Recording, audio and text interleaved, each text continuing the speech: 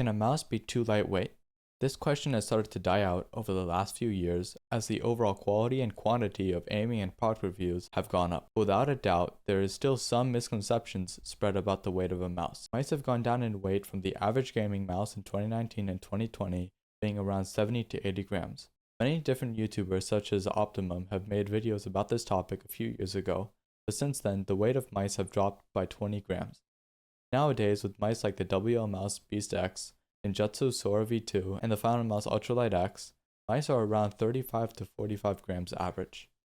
New mice are coming out that are boasting low 30 gram weight. The question arises, can a mouse ever be too lightweight? Before this video starts, if you guys do enjoy these type of video essays or documentaries, I will be making more of these in the future since they are a lot of fun to make, so make sure you do get subscribed so you don't miss any of them. Back to the video. As someone who's owned many mice in the weight spectrum, from the G502 at 120 grams, to the Model O at 70 grams, to the Pulsar X2 at 50 grams, all the way down to the GWolves HSK Pro at 26 grams, I have noticed a difference between the aim feel of all of these mice. A major part of being able to stay accurate either on a moving target or clicking a dot is muscle control. What is muscle control?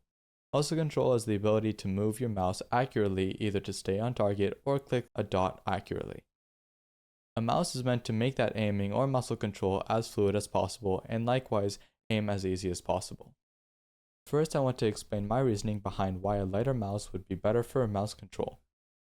Pure reactivity, or the extreme end of what a reactive tracking can be, is fueled by having the most precise and fast reaction to either a bot or player strafe.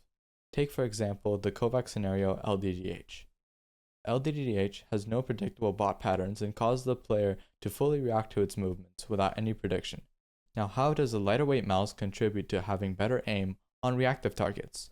Without the additional weight of having a heavier mouse in your hand, when you switch directions to track a bot movement, your hand and wrist doesn't need to move the heavier mouse in a different direction, causing you to have faster and more accurate directional corrections.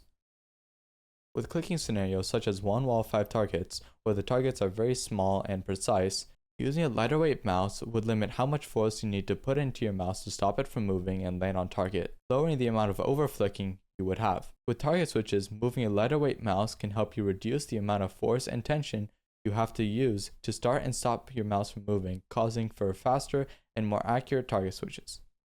With all three of these examples, it would seem as a definite answer that no, a mouse cannot be too light, but it's a little bit more complicated than that. Most people in the space don't use the lightest weight mouse on the market, now sticking to low to mid 40 gram weight. Besides the shape and feel, what other reasons would someone want to stick to this weight?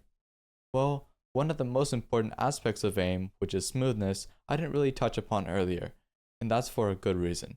Mouse jitters are a very common thing in the aiming space. There are countless of videos on YouTube trying to teach people how to either minimize their mouse jitters or smooth out their aim.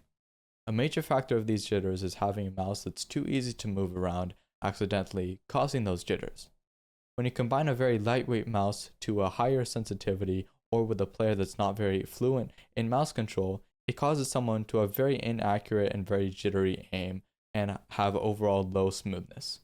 For specific Kovac scenarios that would impact this, any type of smoothness scenario like smooth bot or dynamic clicking such as voltaic rasp would definitely be affected by this drop in weight. Having such a lightweight mouse being moved around would cause over and under flicks when trying to smoothly track any of these targets. A common quote-unquote cheat code for smoothness is either to turn down your sensitivity or use a heavier mouse and slower mousepad. In this sense, having a super lightweight mouse might not be the best for some end users, but at the same time it does come down to the user and what they think is best. For me, I will always be chasing the next lightest mouse on the market combined with the fastest mousepad since I love the speed it combines with.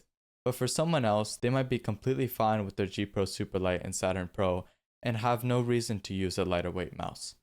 Thank you all for watching. If you did enjoy this video, please subscribe. I've spent many hours on this video and your support would mean the world. Peace.